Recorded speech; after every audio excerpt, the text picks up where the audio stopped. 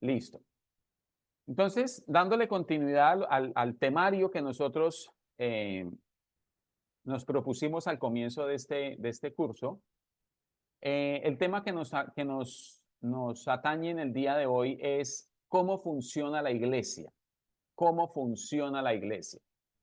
Y ese cómo funciona la iglesia no es el cómo de preguntas, sino que vamos a darnos cuenta, estamos recibiendo una información acerca de cómo funciona, de cuál es el funcionamiento de la iglesia. Y quiero que vayamos, aunque nosotros hemos venido trabajando mucho en eso, pero que cuando nosotros mencionamos iglesia, no estemos pensando en el auditorio, no estemos pensando en el lugar donde nos congregamos, porque esa no es iglesia, ya lo vamos a revisar. Ese es un auditorio, ese es un lugar de reunión. Algunos lo llaman templo, que tampoco no está tan acorde al momento presente en el cual estamos, pero en lo que sí debemos ser supremamente claros es que iglesia no son muros, no es lugar, no es un espacio geográfico, sino por el contrario, somos nosotros, somos todos nosotros, los congregantes, los que podríamos nosotros llamar congregantes. Tenemos esa idea. ¿Para dónde va? Para la iglesia. Entonces, hace referencia a que va es para el lugar. Recuerden que mañana domingo entonces nos vemos en la iglesia, por decir algo. Y siempre lo referenciamos a un lugar, a un espacio físico, a un lugar geográfico. Y obviamente, a la luz de la palabra del Señor, no es eso. Por eso necesitamos saber cómo funciona la iglesia. Porque de lo contrario, y aquí hay que marcar ya una diferencia, no vamos a ver cómo funciona una congregación. Eso es otra cosa. Cómo funciona una congregación es una cosa, cómo funciona la iglesia es otra cosa. Recuerden ustedes que en algún momento, no sé, no recuerdo como en qué espacio fue que lo vimos, mencionábamos la diferencia entre la iglesia y congregación, haciendo referencia a que la iglesia es un organismo vivo y la congregación es una organización. Y También fue en allí la hay escuela bíblica. diferencias, señora. También fue acá en la escuela bíblica. Ah, ok, gracias.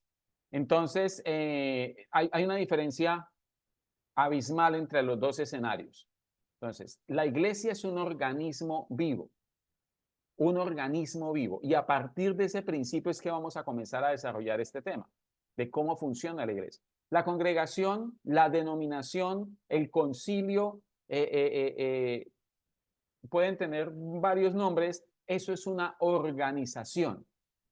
Y para mencionar algunas cosas de organización, entonces tiene una jerarquía, sostiene unos estatutos, mantiene una junta. Bueno, eso es la congregación, eso es la denominación. Eh, es prácticamente inclusive hasta parte de lo que se nos pide en el Ministerio del Interior, del poder tener todos esos aspectos relacionados a la congregación, a la denominación. Pero aquí no estamos estudiando, no estamos en una clase de organización empresarial y nada de esas cosas. Allá es donde tienen una misión, donde tienen una visión, donde tienen unos objetivos, donde tienen unos valores empresariales o valores distintivos de la congregación, etcétera, etcétera, etcétera. Todos esos aspectos, no estoy diciendo que estén mal, no, todos esos aspectos hacen parte de un escenario que se llama congregación, denominación. Nosotros lo que vamos a ver es lo que tiene que ver con la iglesia, como lo que la iglesia es a la luz de la palabra, un organismo vivo, como ya lo vamos a ver. Bien, vamos entonces, por favor, abra su Biblia en, por ejemplo, hay tanto que decir. Libro de los Hechos. Libro de los Hechos. En el libro de los Hechos vamos a encontrar, libro de los Hechos, capítulo 1.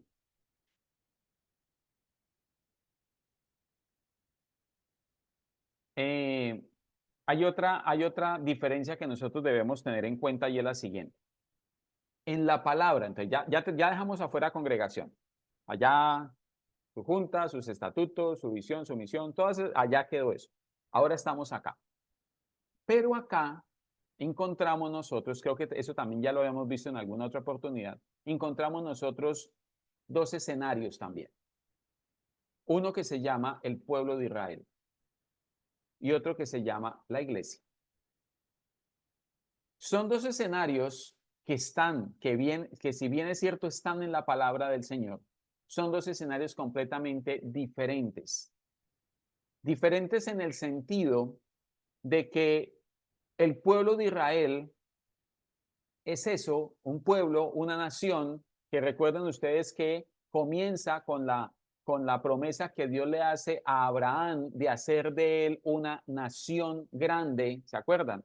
Abraham en Génesis, donde Dios llama a Abraham, sal de tu casa, de tu parentela, te voy a llevar a un lugar, haré de ti una nación grande, quien te bendijere lo bendeciré, quien te maldijere lo maldeciré, etcétera, etcétera, etcétera. Serás padre de multitudes, bueno, todo eso que nosotros encontramos allí, y da inicio, a partir de allí, da inicio a lo que nosotros conocemos como el pueblo de Israel, o a lo que la palabra menciona como el pueblo de Israel. A través del pueblo de Israel viene para el mundo, viene la palabra de Dios, la ley de Dios, y viene también el Mesías, Jesucristo. Él era judío, él era de Israel, de la tribu de Judá. Y Dios preservó a este pueblo. Dios escoge a Abraham y a partir de la descendencia de él genera esta nación que está hasta el día de hoy y seguirá vigente. Centenares de años han pasado, miles de circunstancias han sucedido, todas apuntando a desaparecer de la faz de la tierra al pueblo de Israel, y no han podido y tampoco van a poder porque la Biblia profetiza que ellos estarán para siempre sobre la tierra. Hay un tratamiento que Dios tiene reservado para ellos porque a los suyos vino y los suyos no lo recibieron.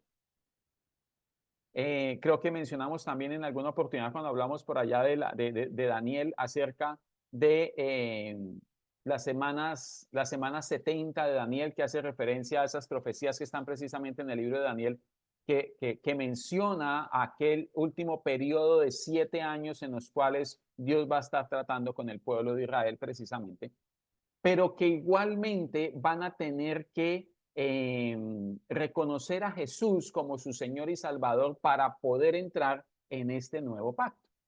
Entonces, eso es el pueblo de Israel. Pero nosotros encontramos a partir de la venida de nuestro Señor Jesucristo, que es a partir de allí, y fue Él el que lo mencionó inicialmente, no encontraremos la iglesia en ninguna parte del Antiguo Testamento, no lo vamos a encontrar. Hay algunos que lo relacionan con la asamblea, hay unos que lo relacionan con el lugar donde ellos se reunían para leer la ley, en las sinagogas, pero nos damos cuenta, y ya lo vamos a revisar, que iglesia no es un sitio geográfico, no es un espacio, sino es un organismo vivo. Y entonces él viene a cobrar vigencia, aunque estaba en el propósito eterno de Dios, en el plan eterno de Dios, la iglesia ya estaba allí, pero cobra vigencia o aparece en escena a partir de la venida de nuestro Señor Jesucristo. Noten ustedes, y todo eso es una introducción para que podamos entender un poco mejor lo que corresponde a la iglesia y poder posicionarnos en lo que nosotros realmente estamos. Que Jesús en el Antiguo Testamento estuvo profetizado. Es decir, vamos a Isaías, vamos a Jeremías, a los Salmos, aún los tipos sombras y figuras, el arca de Noé, la serpiente de bronce que Moisés levantó en el desierto para que cuando mordían a los israelitas la serpiente, entonces volteaban a mirar la serpiente y no les pasaba nada, tipo sombras y figuras de Jesús. Pero Jesús estaba profetizado, nadie lo conocía. Los que inquirieron, dice el apóstol Pedro, indagaron, buscaron acerca de esta gracia, dice el apóstol Pedro, Dios les dijo, no es para ustedes, no es para ustedes esto. Posteriormente encontramos a Jesús ya no profetizado, ya no prometido, sino a un Jesús encarnado. Dios se hizo hombre. Dios envió a su Hijo y se encarnó y estuvo entre nosotros. Entonces ya no es solamente el Jesús profetizado, sino el Jesús encarnado. Estuvo acá, vivió entre nosotros. Están los evangelios que registran precisamente esas acciones de Jesús. Por poner un sencillo ejemplo, cuando se perdió de los papás en el templo. Pues a nosotros se nos pierden, de pronto se nos embolatan los hijos en el centro comercial o en el parque. A él se les embolató en el templo. Entonces fueron a llevar su sacrificio, a adorar como era la costumbre, se devolvieron 3 días de camino. ¿Dónde está el muchacho? No lo encontramos, nos tocó devolvernos, lo encontraron hablando con los sacerdotes en el templo. Y decía, y dice la palabra, y Jesús crecía no solamente en estatura, sino también en gracia para con Dios y para con los hombres. Es decir, se hizo carne y estuvo entre nosotros. Pero también está Jesús crucificado. Conocemos nosotros, los evangelios da fe de aquello, de que Jesús fue crucificado, murió en la cruz del Calvario. Pero también se nos registra a través de la palabra que Jesús no quedó en la sepultura. Recuerden que lo bajaron de allí de la cruz, alguien entonces, no esperando a que llegara el día de reposo, sino antes de que llegara el día de reposo, fueron y lo enterraron a él, lo colocaron en un sepulcro como se hacía en aquella época. Pero nosotros sabemos, y lo sabemos no solamente porque lo registra la palabra de Dios, sino porque el Espíritu de Dios da testimonio de ello a nuestro espíritu, él no quedó en la tumba. Jesús, el que en una oportunidad fue prometido, el que en otra oportunidad estuvo encarnado, el que en algún momento quedó crucificado en la cruz del Calvario, estuvo en una sepultura, pero ahora resucita. Y resulta que esa acción de resucitarle, dice la palabra, que lo hizo el poder del Espíritu Santo resucitándole de los muertos, y ese mismo poder es el que actúa en nosotros, dice el apóstol Pablo. Entonces, ahora tenemos a un Jesús resucitado, que es el que mencionamos acá en esta lectura, pero antes de ir a la lectura, no quedó solamente en ese escenario que resucitó y algunos lo vieron, con algunos comió, con algunos habló, sino que también tenemos al Jesús ascendido. Y no es porque hayan varios Jesús, sino porque esa ha sido la trayectoria de nuestro Señor Jesucristo. Está ascendido. Y dice que al momento de ascender, entonces se sentó a la diestra del Padre y desde allí ejerce autoridad y desde allí ejerce dominio.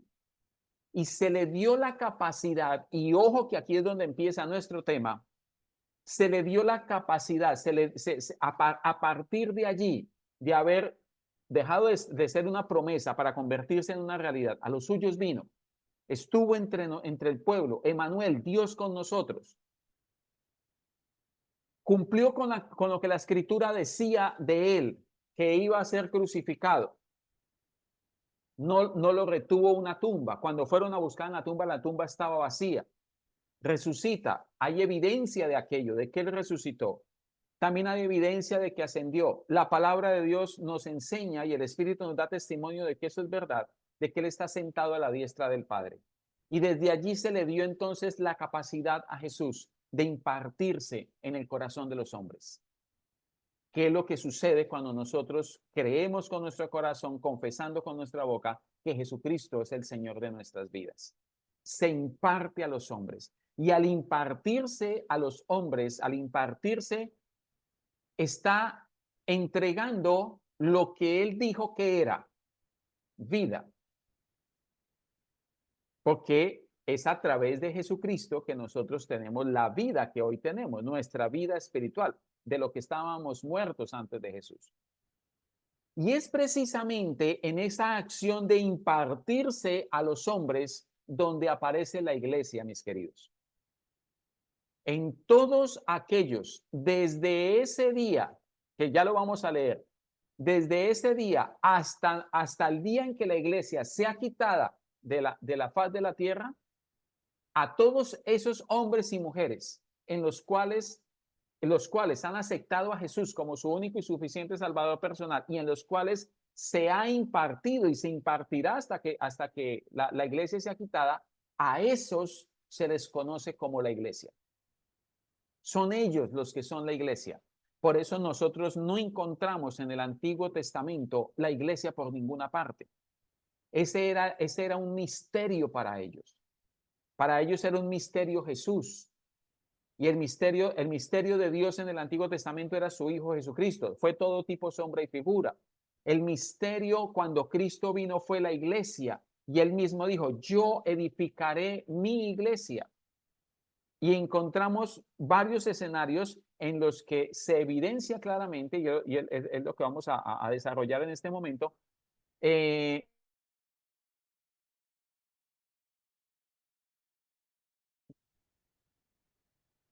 sí, ya. Pero no quedó la grabación. Bueno, algo pasó aquí con el internet. Vamos a... Ah, no, ahí está grabando. Ahí está grabando. Perfecto. Bien. Entonces, es a partir de allí donde aparece la iglesia. Y noten ustedes que si esa es la iglesia, entendemos ahora por qué usted y yo pertenecemos a la iglesia. Porque estamos en este tiempo, en el tiempo en el que Jesús, no estamos en el tiempo de la promesa, no estamos en el tiempo en el que Él estuvo entre nosotros, no estamos en el tiempo, en el lapso aquel donde estuvo crucificado, no en el que estuvo sepultado, no en el que resucita y asciende, estamos en el tiempo en el que Él ejerce dominio, gobierno, porque toda potestad me es dada en los cielos y en la tierra, afirmó él mismo. Por tanto, id y hacer discípulos a las naciones. Estamos en ese tiempo y todos los seres humanos, hombres y mujeres, que han recibido desde este momento aquí del libro de los Hechos hasta que la iglesia sea quitada, a Jesús como su único y suficiente Salvador personal, a esos se les conoce como la iglesia. Esos somos nosotros, la iglesia, el cuerpo de nuestro Señor Jesucristo, como ya lo vamos a ver. Ahí en el libro de los Hechos, en el capítulo 1, dice lo siguiente, voy a leer así rápidamente estos versículos. En el primer tratado, Teófilo está hablando, acuérdense que el autor del libro de los Hechos es el apóstol Lucas, el evangelista Lucas, quien hace el evangelio de Lucas.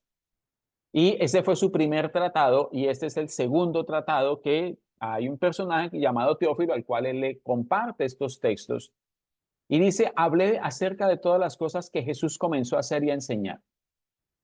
Hasta el día en que fue recibido arriba, después de haber dado mandamientos por el Espíritu Santo a los apóstoles que había escogido. Acuérdense que hay un periodo de 40 días entre el momento en que Él resucita y el tiempo en que Él parte. 40 días que duró con ellos, hablándoles, enseñándoles, dice allí, y dando mandamientos por medio del Espíritu Santo, a quienes también después de haber padecido se presentó vivo con muchas pruebas indubitables, apareciéndoseles durante 40 días y hablándoles acerca del reino de Dios. Es allí precisamente donde se está preparando todo para que la iglesia haga presencia en el escenario. Y estando juntos, mire el verso 4, les mandó que no se fueran de Jerusalén, sino que esperasen la promesa del Padre, la cual les dijo, oísteis de mí. Sabemos todos nosotros que está haciendo referencia al Espíritu Santo. Allá, por ejemplo, en el Evangelio de Juan menciona, es necesario que me vaya, les enviaré otro consolador. Él los guiará, Él les enseñará, Él les mostrará todas las cosas. Y entonces la orden para estos hombres era no se vayan hasta que esa promesa se haga realidad en ustedes. Eso lo encontramos días después de estos 40 días, porque se celebraba la fiesta de Pentecostés. Recuerden que es una fiesta judía, la fiesta de Pentecostés, que se hace 50 días después de la Pascua. Por eso es Pente, de 5, 50, 50 días después de la Pascua. La Pascua la celebró el Señor Jesús con sus discípulos en la última cena. Y entonces dice el capítulo 2, llegó el día de Pentecostés, estaban todos unánimes juntos, y de repente vino del cielo un estruendo como un viento recio que soplaba, el cual llenó toda la casa donde estaban sentados, y se les aparecieron lenguas repartidas como de fuego, asentándose sobre cada uno de ellos, y fueron todos llenos del Espíritu Santo. Y bueno, y usted seguirá leyendo el relato de lo que sucedió ese día. A partir de este día, hace presencia, aparece en escena la iglesia. Es decir, que los primeros miembros de la iglesia fueron estos 120 que estaban en el aposento alto. Ellos son los primeros que hacen parte de la iglesia porque sobre ellos aparece Jesús resucitado, ¿sí? Y es impartido en ellos el Espíritu de Dios, que les va a dar vida.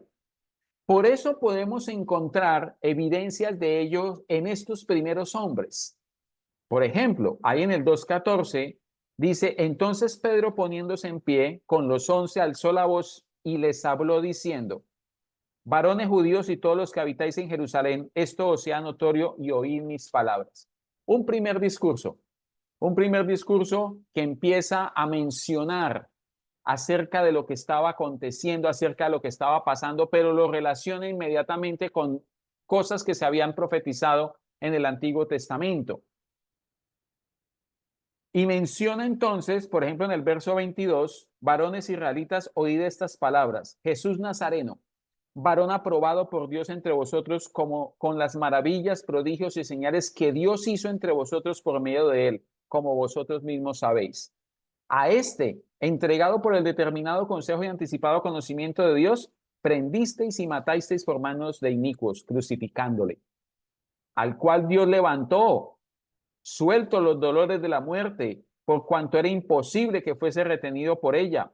Porque David dice de él, mire que está mencionando el Salmo 16, versos 8 al 11, por ejemplo. Termina en el verso 29, dice, varones hermanos, ¿qué os puede decir libremente del patriarca David que murió y fue sepultado y su sepulcro está con nosotros hasta el día de hoy? Mencionando a alguien que todo el mundo conocía como el rey David y mencionando a Jesús. David está con nosotros, ahí está su sepulcro, pero vamos al sepulcro de Jesús y está vacío. ¿Por qué? Porque él resucitó.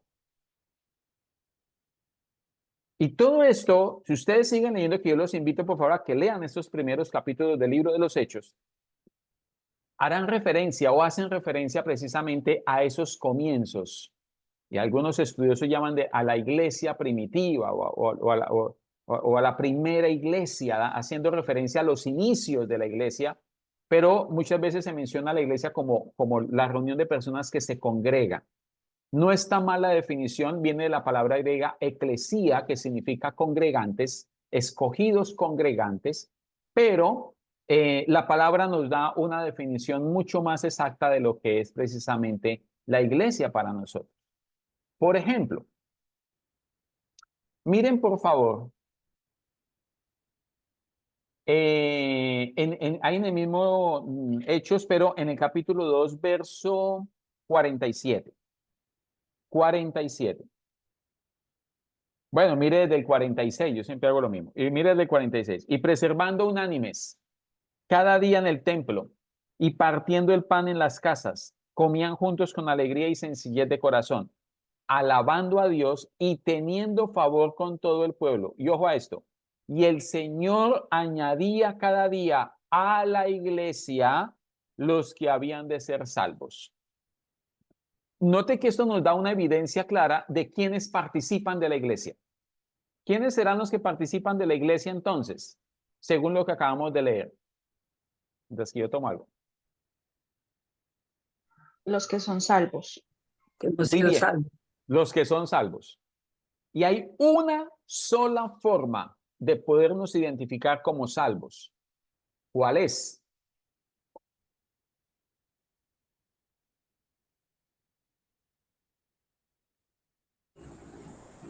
Ya uno. Su fruto. Haber aceptado a Jesús como nuestro Salvador. Así es. Habiendo, dice la palabra, habiendo creído en él y recibiéndolo a él. Juan 1:12. Habiendo creído y recibiéndolo. Noten, y ahora, sabemos nosotros que la misma palabra menciona que hay, él por eso él dijo, yo soy el camino, la verdad y la vida. Hay un solo camino que nos lleva al Padre, se llama Jesucristo. Hay un solo mediador entre Dios y los hombres, Jesucristo, ¿sí? Entonces, noten que aquí nos da evidencia de quiénes son los que participan de la iglesia. ¿Quiénes son los que pertenecemos a la iglesia? Los que somos salvos. En otras palabras, los que hemos nacido de nuevo. Los que hemos participado de esa eterna redención que Él consiguió cuando entró una vez y para siempre en el lugar santísimo y en el cielo, no con sangre ajena, sino con su propia sangre, dice la carta a los Hebreos. Bien, entonces allí menciona la iglesia y Dios mismo añade a la iglesia a los que habían de ser salvos, dice allí. En el capítulo 8, y esto nos va dando luces, quiero que vaya como llevando ese hilito allí. ¿Quiénes participan de la iglesia? Los que son salvos. Diferente a congregación. ¿Quiénes participan de la congregación? Todo el mundo. Estar en la congregación no es sinónimo de que seamos salvos. Allá la congregación llega a todo el mundo. Y están los que sí, Dios es el que conoce, obviamente. No somos nosotros, emitimos juicios sobre eso. Es Dios quien conoce, pero allí están todos. Ahí están todos. Entonces no es congregación, es iglesia. Y para pertenecer a la iglesia, sí o sí necesitamos ser salvos. Y ya vamos a ir mirando el porqué de aquello. En el capítulo 8, verso 3. Perdón. Lea Sí, desde el 2. 8:3. 8:3. Dice, bueno, el 8:3, y Saulo asolaba la iglesia y entrando casa por casa arrastraba a hombres y a mujeres y los entregaba en la cárcel. Está hablando de Saulo de Tarso, quien posteriormente va a ser el apóstol Pablo. Ese traslado de ser Saulo a convertirse en Pablo, a ser perseguidor de la iglesia y ahora a ser parte de la iglesia, vaya por favor en uno de los 3 escenarios que lo vemos acá, pero vaya a Hechos capítulo 26,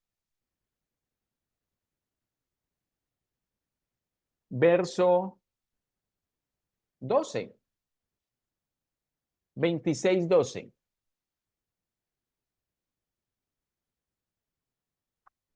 Y dice así: ocupado en esto, iba yo a Damasco con poderes y en comisión de los principales sacerdotes, que era lo que mencionamos allí en el 8:3, donde él asolaba a la iglesia, menciona exactamente a la iglesia. Noten, quiero que tengan en cuenta eso. Y Saulo asolaba la iglesia y entrando casa por casa arrastraba a hombres y a mujeres y los entregaba en la cárcel. Ojo que asolaba a la iglesia, no a la congregación.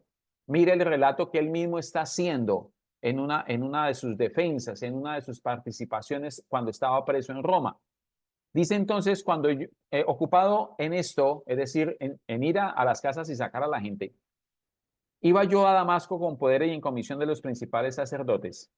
Cuando al mediodía, oh rey, yendo por el camino, vi una luz del cielo que sobrepasaba el resplandor del sol, la cual me rodeó a mí y a los que iban conmigo. Y habiendo caído todos nosotros en tierra, oí una voz que me hablaba y decía en lengua hebrea: Saulo, Saulo, ¿por qué me persigues? Dura cosa te es dar coces contra el aguijón. Y entonces dije: ¿quién eres, Señor? Y el Señor dijo: yo soy Jesús a quien tú persigues. Noten ustedes que si vamos al capítulo 8, en el verso 3, dice que Saulo asolaba la iglesia. Pero qué interesante, entraba a las casas y sacaba a las personas y se los llevaba porque habían creído en el nombre de nuestro Señor Jesucristo. Compartían con otras personas las buenas nuevas de salvación, el evangelio de nuestro Señor Jesucristo. Y él mismo lo menciona, por eso tomé porque él mismo lo está mencionando, él mismo lo está relatando y dice, yo estaba haciendo eso y cuando yo estaba haciendo eso me pasó esto. ¿Y qué fue lo que le pasó? En medio de todo, oí una voz que me decía, Saulo, Saulo, ¿por qué me persigues? Y él respondió, mire lo que dice, él dice, y habiendo caído todos en tierra, oí una voz que me hablaba y decía en lengua hebrea, Saulo, Saulo, ¿por qué me persigues? Dura cosa te es dar cosas contra el aguijón. Yo entonces dije, ¿quién eres, Señor? Y el Señor dijo, yo soy Jesús a quien tú persigues. ¿Cómo así?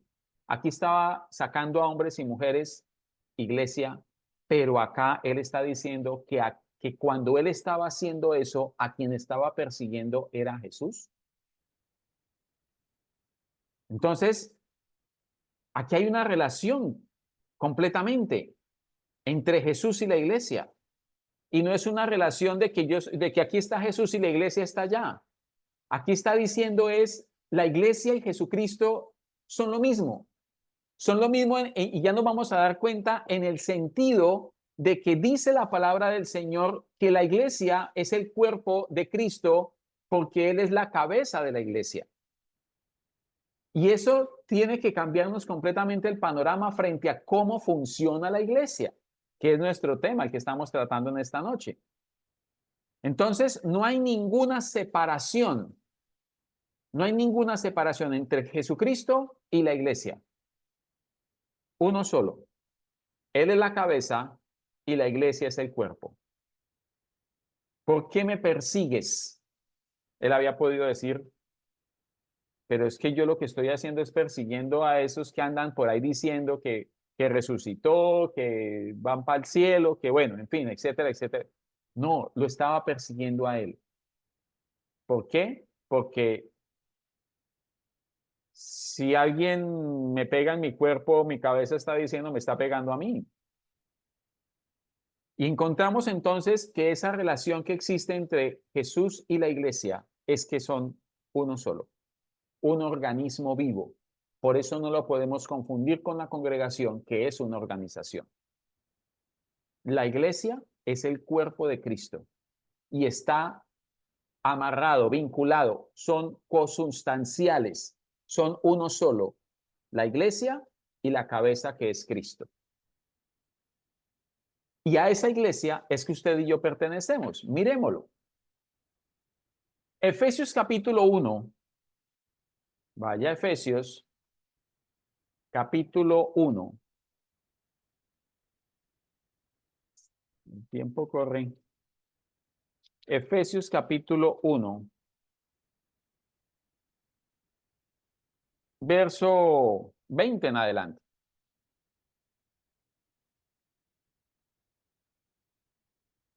Recuerden que todos estos textos, su primera tarea, nadie puede decir, no nos dejaron tarea. Todas las veces hay tarea, leer estos textos dentro de los contextos. Dice el verso 20, la cual operó en Cristo. Si usted lee, por favor, está hablando acerca de que Pablo por esta causa ora al Señor y pide que sean abiertos los ojos de vuestro entendimiento para que sepáis cuál es la esperanza, y bueno, etcétera, etcétera, etcétera. Pero dice, la cual operó en Cristo.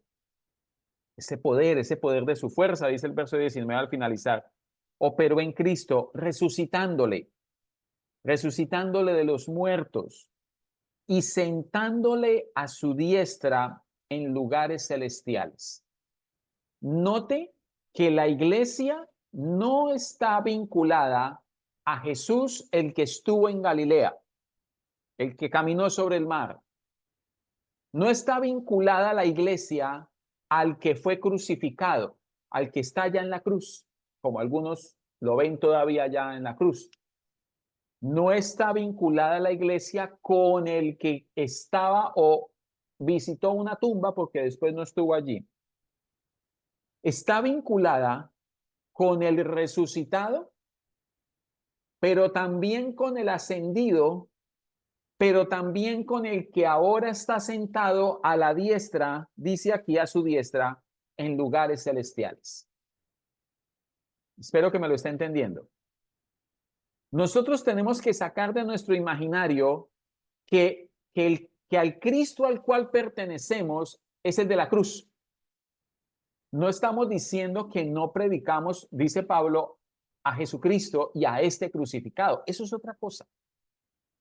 Estamos hablando de que la iglesia aparece y tiene vigencia en Cristo, el resucitado, el que está sentado a la diestra del Padre. Aquí dice, y sentándole a su diestra en lugares celestiales. Siga leyendo. Verso 21. Sobre todo principado y autoridad y poder y señorío, y sobre todo nombre que se nombra no solo en este siglo, sino también en el venidero.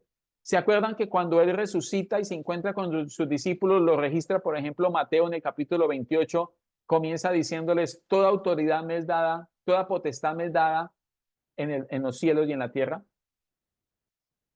Aquí está diciendo lo mismo, sobre todo principado, autoridad, poder, señorío y sobre todo nombre que se nombra no solamente en ese siglo, sino también en el venidero. Siga leyendo. Y sometió todas las cosas bajo sus pies.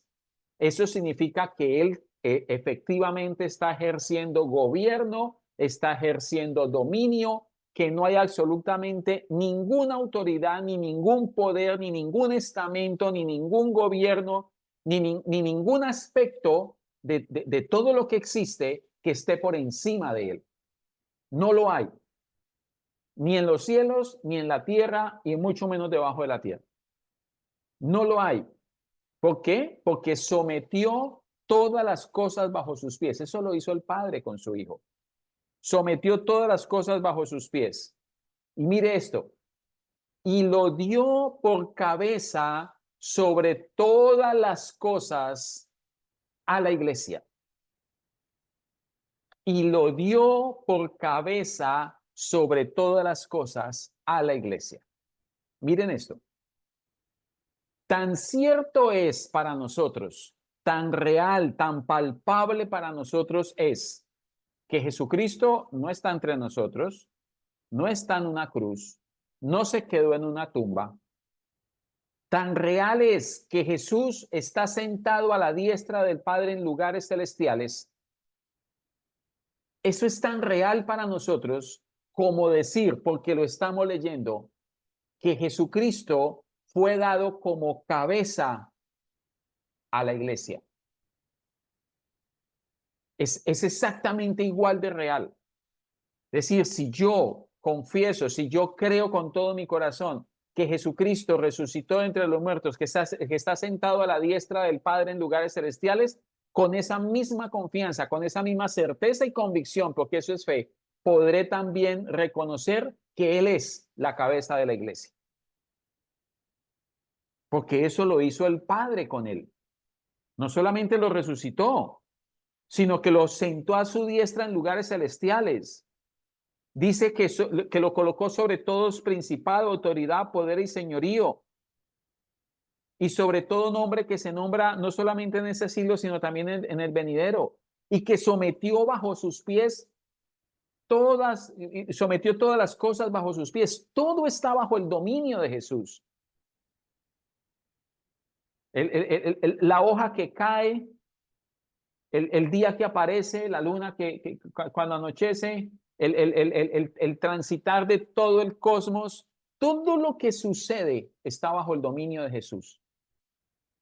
Y tan cierto es eso como el hecho de que Él lo dio por cabeza sobre todas las cosas a la iglesia. Y si Él lo dio por cabeza, el leer la palabra, el poder estudiar la palabra de Dios, mire toda la amplitud que nos da. Si lo dio por cabeza sobre todas las cosas a la iglesia, entonces no dijo, Él es cabeza, sino que también añade lo siguiente a la iglesia, la cual, verso 23, es su cuerpo, la plenitud de aquel que todo lo llena en todo. Entonces, Jesús no solamente está sentado a la diestra del Padre en lugares celestiales, no solamente se le ha dado un nombre que es sobre todo nombre, no solamente en ese siglo, sino también en el venidero, que sometió todas las cosas bajo sus pies, es decir, bajo su autoridad, que se le dio como cabeza a la iglesia, sino que también dice, la iglesia es su cuerpo y ella es la plenitud. Ella es la plenitud de aquel que todo lo llena en todo. Nosotros, la iglesia, somos la plenitud. Somos los que expresamos, y note que aquí dice esa plenitud de aquel, y ese aquel está con mayúscula, es decir, está haciendo referencia a Jesucristo mismo. Nosotros como la iglesia, como el cuerpo que somos, somos la plenitud, somos los que evidenciamos a la cabeza, somos los que le damos visibilidad a él que es la cabeza. Eso no lo hace una congregación. Por eso dijimos al comienzo de esta clase, dijimos, la iglesia es un organismo vivo. La iglesia es un organismo vivo porque está compuesto por una cabeza que vive para siempre y por un cuerpo que está constituido de quienes estamos con la misma vida que tiene la cabeza. Eso debería hacernos explotar en gozo. Ese es el sentido de la iglesia. Colosenses capítulo 1. Colosenses capítulo 1.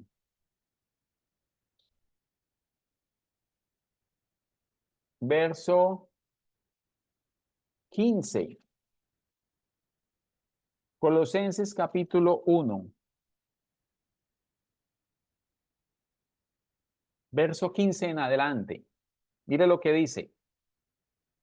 Él es la imagen del Dios invisible. Está hablando acerca de Jesús. El primogénito de toda la creación. Porque en él fueron creadas todas las cosas, las que hay en los cielos y las que hay en la tierra, visibles e invisibles, sean tronos, sean dominios, sean principados, sean potestades. Todo fue creado por medio de él y para él. Y él es antes de todas las cosas, y todas las cosas en él subsisten. Note el verso 18. Y él es. Ahí no dice, y él será o fue, él es. Y es una verdad continua, perdón, es un presente continuo.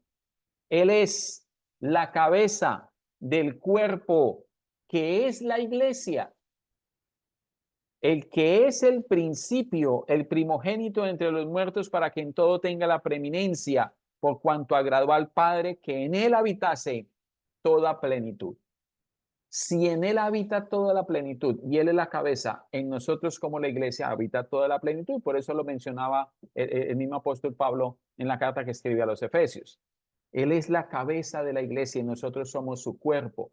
No podemos seguirlo viendo, no podemos seguirnos viendo separados de él. Por eso la palabra afirma que él y nosotros somos uno solo, uno solo. En la primera carta que se escribe a los Corintios,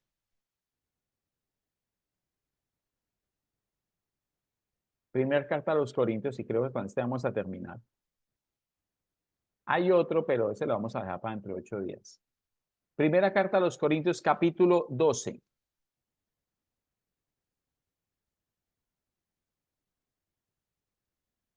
Capítulo 12, verso 12 en adelante. Primera carta a los Corintios, capítulo 12, verso 12 en adelante.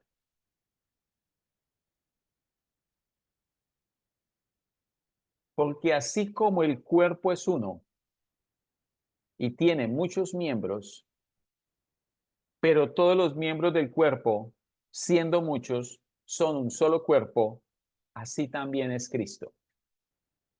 Es decir, nosotros en el conocimiento que tenemos del Señor no podemos ver a Cristo desvinculado del cuerpo, porque el cuerpo y Cristo son uno solo.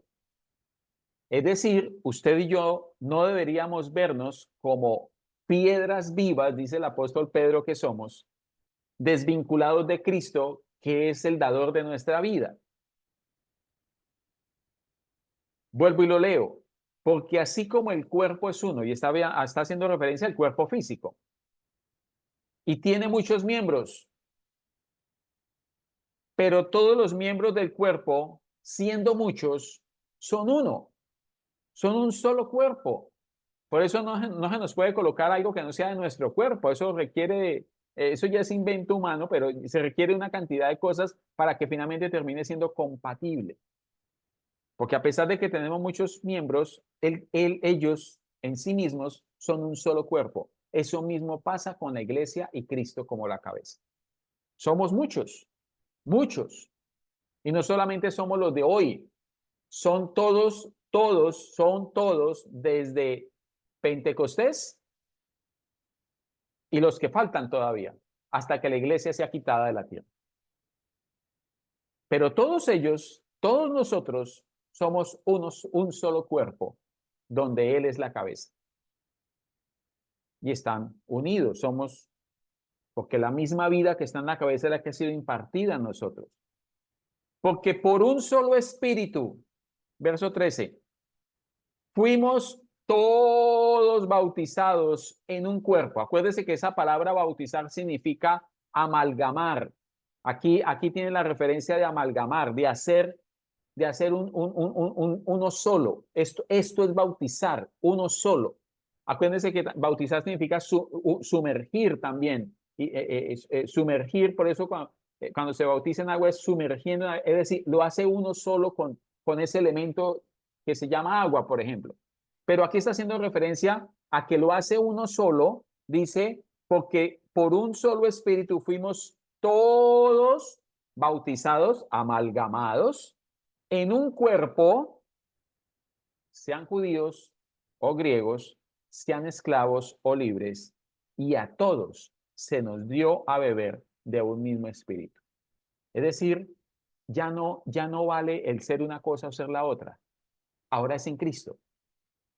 Ahora es por medio de Cristo. La misma palabra dice, ya no hay circuncisión, ya no hay incircuncisión. Ahí es una nueva creación, una nueva naturaleza. Esa es la que vale. Y es la que proviene de Él, que nos ha impartido su vida.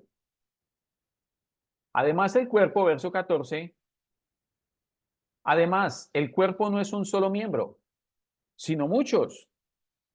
Si dijere al pie, ¿por qué no soy mano, no soy del cuerpo? ¿Por eso no será del cuerpo? Y si dijera a la oreja, porque no soy ojo, no soy del cuerpo, por eso no será del cuerpo. Y si todo el cuerpo fuese ojo, ¿dónde estaría el oído? Y si todo fuese oído, ¿dónde estaría el olfato? Mas ahora Dios ha colocado los miembros, cada uno de ellos, en el cuerpo como Él quiso. Porque si todos fueran un solo miembro, ¿dónde estaría el cuerpo? Y esto nos debe ir dando pista para el tema que viene. Por eso voy a dejar este último pasaje para la próxima semana. Pero ahora son muchos los miembros. Estoy en el verso 20. Pero ahora son muchos los miembros. Qué interesante esto. Pero el cuerpo es uno solo, Cristo. Ni el ojo puede decirle a la mano, no te necesito, ni tampoco la cabeza a los pies, no tengo necesidad de vosotros. Antes bien, los miembros del cuerpo que parecen más débiles son los más necesarios, y aquellos del cuerpo que nos parecen menos dignos, a estos vestimos más dignamente, y los que en nosotros son menos decorosos se tratan con más decoro. Porque los que en nosotros son más decorosos no tienen necesidad, pero Dios ordenó el cuerpo dando más abundante honor al que le faltaba. Para que no haya desaveniencia en el cuerpo, sino que los miembros todos se preocupen los unos por los otros, de manera que si un miembro padece, todos los miembros se duelen con él, y si un miembro recibe honra, todos los miembros con él se gozan. Y vosotros pues, mire el verso 27, vosotros pues sois, no está diciendo van a ser, si se portan bien, de pronto, en algún momento, eso es una promesa, no, sois el cuerpo de Cristo y miembros cada uno en particular. Y bueno, ahí vamos, después vamos a desglosar esos versos que siguen, que es lo del siguiente tema. Nos damos cuenta entonces cómo, a la luz de la palabra, le encontramos fundamento a lo que dijimos al inicio. La iglesia no es la congregación, tampoco es el pueblo de Israel. La iglesia es un ser, es un organismo vivo que tiene la vida del espíritu, que está compuesto de muchísimos miembros. Usted y yo somos parte de esos miembros, que Dios puso en el cuerpo como Él quiso. Eso lo vamos a tener en cuenta para el siguiente tema. Dios los puso como Él quiso. Y afirma claramente que hoy somos el cuerpo de Cristo. Y que si somos el cuerpo de Cristo, Él es la cabeza. Y de allí entendemos ahora por qué la palabra del Señor dice, por ejemplo, en la carta a los Romanos, que los que son hijos de Dios son los que somos guiados por el Espíritu Santo. Porque no podremos estar recibiendo como cuerpo instrucción de nadie diferente a la cabeza. Porque no podremos estar recibiendo instrucción de algo ajeno al cuerpo mismo. Y para eso está la cabeza, que es Cristo. Por eso, el hacer la voluntad de Dios para nosotros debería ser, y lo hemos dicho en muchas ocasiones, algo tan natural para nosotros como nuestra propia naturaleza. Como el perro ladra o como el gato maulla, así debería ser para nosotros hacer la voluntad de Dios. Y entonces aparecerá la pregunta del millón. ¿Y por qué no sucede siempre eso? ¿Por qué se nos dificulta tanto? Y creemos entonces que la respuesta a esa pregunta es porque no lo conocemos, porque ignoramos, porque desconocemos realmente quién es Él, quiénes somos nosotros. Y por eso confundimos la iglesia con la congregación. La invitación entonces es a que podamos nosotros repasar todos estos textos. El siguiente texto para que tomen nota de él y a partir de ahí comenzamos la próxima clase es Romanos capítulo 12.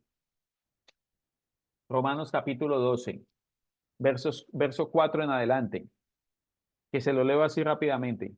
Porque de la manera que en un cuerpo tenemos muchos miembros, pero no todos los miembros tienen la misma función, así nosotros, siendo muchos, somos un cuerpo en Cristo y todos miembros unos de los otros.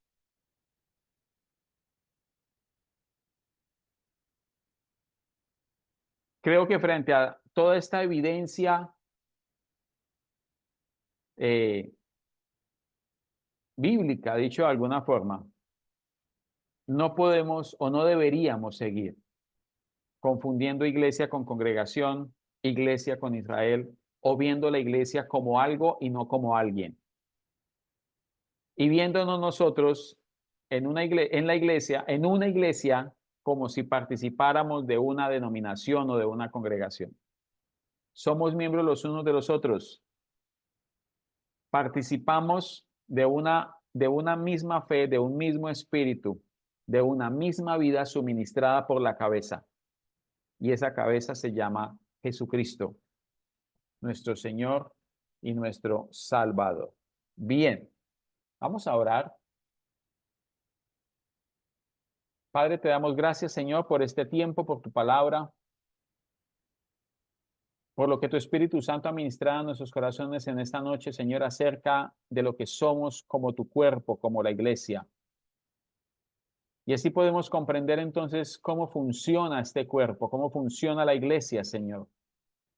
Y de esa manera poder no solamente entender, sino participar de lo que nosotros somos, como esas piedras vivas, Señor, con las cuales tú estás construyendo este templo, Padre. Gracias, Señor.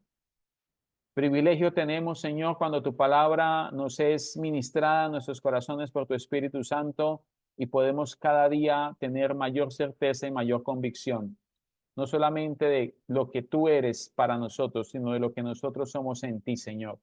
Para gloria tuya y bendición nuestra, Padre. Gracias, Señor. Que tu palabra siga corriendo libremente al interior de cada vida, al interior de cada corazón, y que podamos cada uno de nosotros, Señor, a través de ella, seguir edificando, seguir sobreedificando nuestras vidas, Señor. No con materiales que no nos funcionan, sino, Señor, con lo preciosa que es tu palabra para cada una de nuestras vidas, Señor. Pan de vida, luz que alumbra nuestro camino y permitiéndonos cada día conocerte más, para que vivamos como es digno de hijos tuyos, para que llevemos fruto en toda buena obra y sigamos creciendo, Señor, en el conocimiento de tu Hijo Jesucristo, para que en esa medida podamos darte a conocer y cumplir con este maravilloso propósito que tú le has dado a la iglesia, Señor, de la cual participamos cada uno de nosotros. En el nombre de Jesucristo, tu Hijo, te damos gracias. Amén y amén.